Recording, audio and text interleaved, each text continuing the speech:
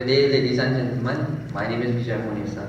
I am here from the Swedish Accident International Board to give you a discussion on Flight 751. Flight 751 took off on the 27th December 1991. It was destination from Stockholm, Arlanda Airport to Copenhagen. From Copenhagen, it went to Warsaw. From Warsaw, it went to Copenhagen back. And from Copenhagen, it went to Barcelona. On this flight, there were two captains. One name was a Swedish captain named Ulf Silamak, and the other was a Danish captain named Stefan Rasmussen. Rasmussen wasn't sure about taking off, so he got clearance on maintenance work in the workers. He asked them a second time and they were given a okay as well. When the plane took off, on liftoff, 25 seconds within flight, there was noises and vibrations in the plane.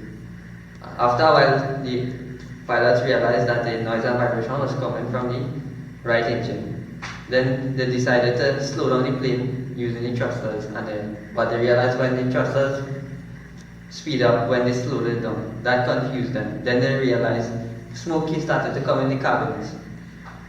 Afterwards, they realized they tried to restart the engines. When they tried to restart the engines, the left engine malfunctioned and erupted into flames.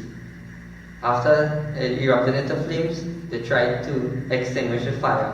When they extinguished the fire, the power loss came into the whole entire plane. Then there was a captain named Phil Hamburg.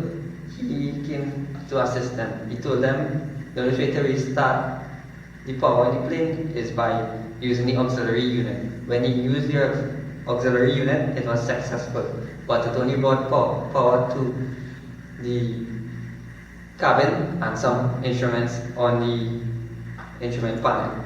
When they realized that they sent out a tracking signal back to Stockholm Airport, they realized the tracking signal told them to see if they could turn around, but by that time it was too late to turn around, so they had no choice but to make an emergency landing. They was going to land in the Baltic Sea, but they realized there was an opening up ahead where they used trees to slow down the plane. When the trees slowed down the plane, they crash landed tail first on the ground, causing the plane to crash in half. There was no one died. 9 out of 129 survivors, passengers, 92, all 129 survived, 92 were injured and 8 were seriously injured. Paramedics came on the scene at once. Afterwards, investigators also come on the scene and they started to investigate what was the problem in the plane. They recovered 2 black boxes. When they recovered these black boxes as well, they carried the engines to Scandia Avion Airlines. There, the investigators tried to investigate the structural and mechanical parts of the plane, failures in the plane. Afterwards, they realized that they needed all the missing parts to put together to find the problem in the plane. Afterwards, they realized they found these parts by using the flight map recorder on the plane and got 500 pieces of parts.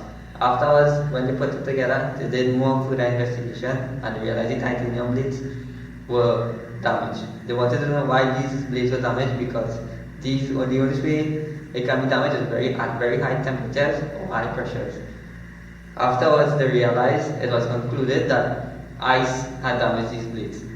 So, afterwards, they realized that the plane had ice on it and it was used to fluid was used to de-ice this plane. 850 liters of fluid was used. So they started to test the fluids and they realized, well, it's not the fluids were safe. Then they started to interrogate all the passengers and the maintenance workers. The maintenance workers said that everything seemed normal. They realized, they checked, they made sure that there was no ice, but eventually, because of their poor work, there was still ice remaining. The ice was shiny and thin, and they couldn't recognize it. If they had used a ladder to go up and check properly, it would have been noticed. Afterwards, since they find problem to that, they ask the next question: why the plane speed up when it's supposed to be slowed down? Then they realize it took them 2 months to figure out that a system was introduced, our ATR system, automatic trust restore station. When this system was a new system in the entire airlines company, SAS company. No one knew about it. The pilots was unaware of it, and also the company did not tell the pilots about it. So, in essence, the pilots were not to be blamed for anything. It was the company to be blamed, and poor maintenance work on the plane that caused the plane to crash. The ATR system is used to actually put the plane back into high speeds and move them out from dangerous levels when landing or taking off. Also, it is used to reduce noise levels around resident areas when landing or taking off. The ethics part of it was that the maintenance work should have done better. They should have at least used ladders and checked for all parts of the plane to make sure that there was no ice. The pilots should have more been trained in understanding surges and how to handle a surge. The company should be more able to communicate with the passengers and the pilots on what they about to be flying any systems. If there's one thing, the air hostess and the passengers, they communicated and they were able to conduct themselves quietly. The pilots were able to handle the passengers as well and conduct themselves. And also, in future reference, companies should teach their pilots about the ATR system or any new system put in place in planes. They should also have better work maintenance people, as well as they should also put programs in place to give our pilots a better training. Thank you for your time.